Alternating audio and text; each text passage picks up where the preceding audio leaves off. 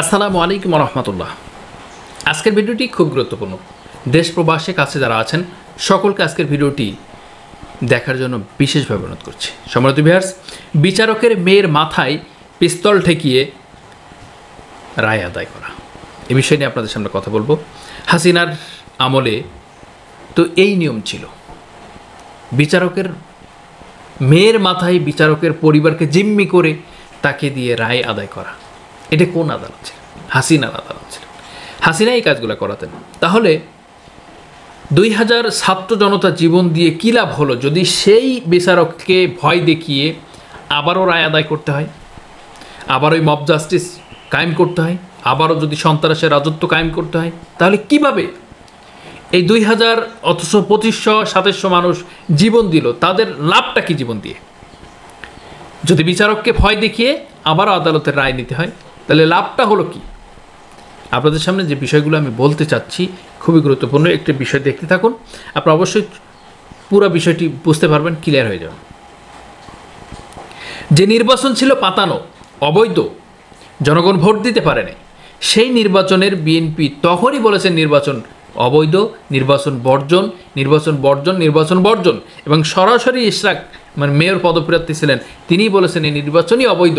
তাহলে এখানে যারা পাশ করলো না করলো এটা নিয়ে কথাই ওঠে না। আজকে সেই নির্বাচন বৈধ হলো কিভাবে?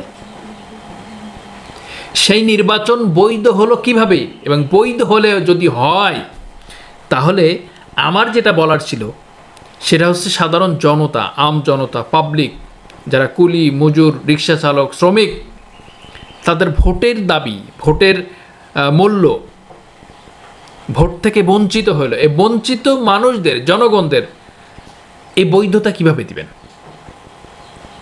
আমি কিন্তু প্রাসঙ্গিকতা নিয়ে কথা বলছি, একটু বুঝবেন।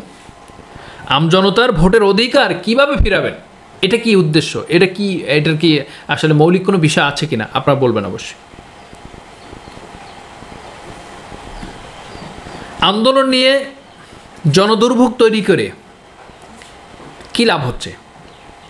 একটি মেয়র প্রার্থী নিয়ে আন্দোলন করে, ঢাকা একটা রাজধানী, সেখানে সারা বাংলাদেশের মানুষ না এবং বিশ্বের মানুষও আসে, সেখানে জনদুর্ভোগ তৈরি করে কিভাবে জনগণের শান্তি প্রতিষ্ঠায় কাজ করা যাবে? যে ব্যক্তি জনদুর্ভোগ তৈরি করছে তিনি জনগণের শান্তি ফিরিয়ে দিবে কিভাবে? এটা আমার প্রশ্ন। তারেক রহমান যে জনগণের অধিকার আদায়ের ব্যাপারে কথা বলে, ভোটাধিকারের ব্যাপারে কথা বলে, জনগণের ইনসাফ কায়েম করার ব্যাপারে কথা বলেন, তাহলে আজকে যে ভোটাধিকার আদায় করার জন্য জন অধিকার ক্ষুণ্ণ করা হচ্ছে, তাহলে এটা কি ইনসাফ আছে? এখানে ইনসাফ পেয়েছেন আপনারা? ইনসাফ কি দেখতে পেয়েছেন? মাঝখানে একটি কথা আপনাদেরকে বলে নেই, যে এসকে সিনহার মেয়ের মাথায় পিস্তল ঠেকিয়ে কাদের মোল্লা ভাইয়ের রায় করিয়েছিলেন, যার যাবজ্জীবন ছিলেন, তাকে ফাঁসির রায় করা হয়েছিল। এটা আওয়ামী আমলের ফ্যাসিস্টের কাজ ছিলেন। আজকে একটি ভিডিও এখন দেখাবো, যে ভিডিওটি দেখলে বুঝতে পারবেন যে আদালতের আইনজীবীকে কিভাবে প্রেশার ক্রিয়েট করা হচ্ছে এবং সেই আইনজীবীর কোন মামলার জন্য প্রেশার ক্রিয়েট করা হচ্ছে। এই ইশরাক মেয়রের এই ব্যাপার নিয়ে, ভোটাধিকার নিয়ে, মেয়রের প্রার্থিতা নিয়ে এবং এই বিষয় নিয়ে কিভাবে বিএনপি বা সিন্ডিকেট করছে, তাদেরকে হুমকি দিচ্ছে, তাদেরকে এই ব্যাপারটি জানাচ্ছে। তাহলে আগামীর বাংলাদেশ কি হবে? আজকের ভিডিওটি দেখুন এবং কিছুক্ষণ পরে আমি আপনাদেরকে আরেকটি ভিডিও দেখাবো। সেটা আপনারা নিজেরা প্রত্যক্ষ করেছেন। সেখানে জনাব ইশরাক হোসেনের পক্ষে যে আইনজীবীরা ছিলেন, তারা সেখানে তখন আদালতকে এক ধরনের আনডিউ প্রেশার দেওয়ার একটা চেষ্টা করেছেন।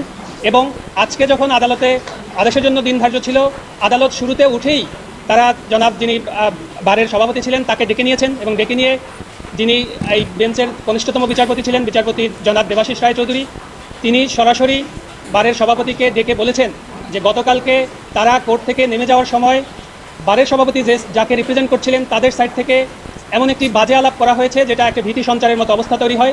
সেখানে স্পষ্ট করে বলা হয়েছে যে এই মামলায় যদি রুল দেওয়া হয় তাহলে কোর্টে আর বসতে দিব না। কোর্ট আজকে আদেশ দেওয়ার শুরুতেই এই বিষয়ের অবতারণা করেছেন, যে বিষয়টি আপনারাও লক্ষ্য করেছেন। এরপরে কোর্ট আজকে ডিটেল তাদের লিখিত অর্ডার সেটি পাস করেছেন এবং অর্ডার পাস করে শুধুমাত্র লুকাস স্ট্যান্ডি গ্রাউন্ডে এই আজকের রিটটি খারিজ করেছেন বলে কোর্ট অভিমত ব্যক্ত করেছেন। আমরা ইতিমধ্যে আমাদের ক্লায়েন্টের সাথে কথা বলেছি। আমাদের ক্লায়েন্টের ইনস্ট্রাকশন হচ্ছে আমরা উচ্চতর আদালতে যাব, মহামান্য আপিল বিভাগে আমরা আপিল ফাইল করব এবং আপিল ফাইল করা অবস্থায় যেহেতু এই বিষয়টি সাবজুডিস ম্যাটার থাকবে, এখানে স্থানীয় সরকার মন্ত্রণালয়ের শপথ পড়ানোর আইনগত কোনো সুযোগ থাকলো না। এটি হচ্ছে আমাদের। আমি আপনাদের যে কথাগুলো বলতে চেয়েছিলাম, তারেক রহমান সাহেব তার ন্যায়পরায়ণ কীভাবে কায়েম করবে, প্রতিষ্ঠিত করবে।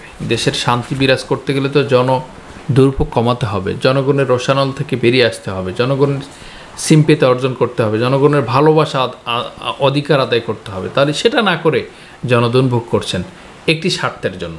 কিন্তু কেন? হাজারো কেন নিয়ে আপনাদের সামনে আজকের ভিডিওটি খুবই সংক্ষিপ্তভাবে করতে যাচ্ছি। তাদের হাতে দেশ ও দেশের জনগণ কতটা নিরাপদ আশা করতে পারেন আগামীতে?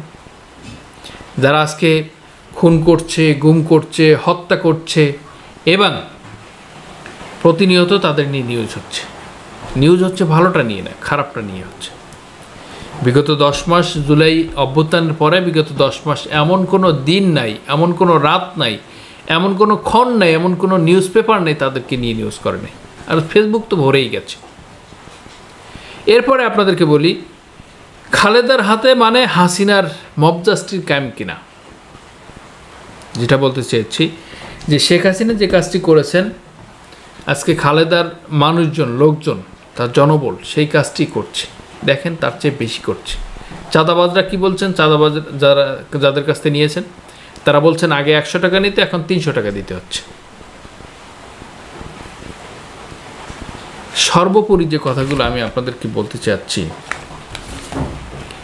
যাদের মধ্যে ঈমান ও আকীদা নাই, ইসলাম নাই, ইয়াকিন নাই, আমানতদারিতা নেই, তাদের মধ্যে তো ইনসাফ বলে কিছু পাওয়া যাবে না। তাদের কাছে স্বার্থ পাওয়া যাবে।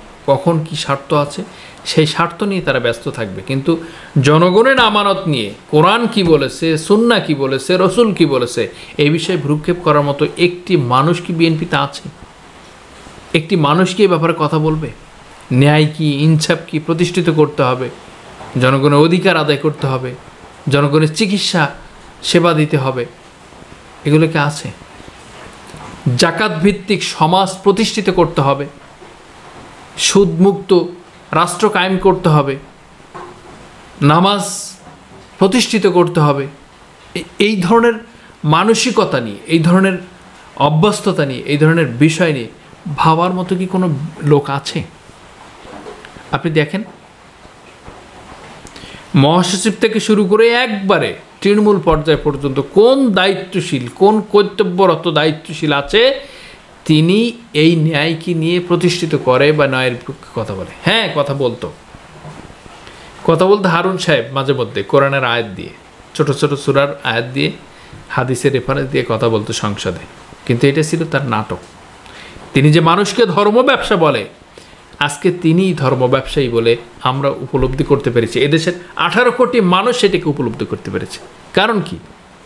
তিনি যে ধর্মের নামে মানুষকে ধোঁকা দিয়েছেন সংসদে বসে দাঁড়িয়ে, আজকে সেই ধর্মকে অপব্যাখ্যা করছে, ধর্মকে অবজ্ঞা করছে, ধর্মকে অপমান করছে, কোরআন এবং সুন্নাহকে তারা কিভাবে লাঞ্ছিত করছে, আর সেই দল ইনসাফ কায়েম করবে? হাস্যকর বিষয় না? বিচারকের মাথায় পিস্তল ঠেকিয়ে রায় আদায় করে, বিচারকের মেয়ের মাথায় পরিবারকে জিম্মি করে রায় আদায় করা, সেই বিচারকের যেই কাজটি করে গেছেন আওয়ামী লীগ, ঠিক তেমনি সেই একই কাজ বিএনপি বা তাদের অঙ্গ সংগঠন করছে।